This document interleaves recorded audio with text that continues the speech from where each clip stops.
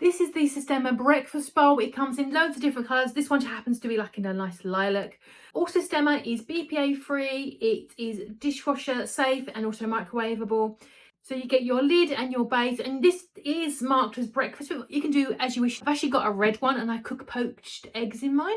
I've wanted another one because these are really good, not just for warming things up in, but also storing in the fridge, freezing as well. So maybe you've got loads of leftovers, maybe you've got, I know, some lasagna, you've got some stew, some curry, some veggies, rice, whatever.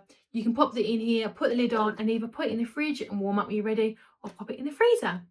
Make sure you've got that vent open when you do heat it up, so just to help out so it doesn't get a build up of pressure and the steam does a natural release. Really fabulous. It's got the little handle there and also the little lippy there as well, so you can pick up the lid and remove it safely. We love Sistema. It's never done us any wrong. It's perfect for holding your leftovers, putting in your meal prep, for putting in the fridge, putting it in the freezer, microwaving and dishwashing. So yeah, can't really go wrong with it. It's my absolute favourite type of storageware.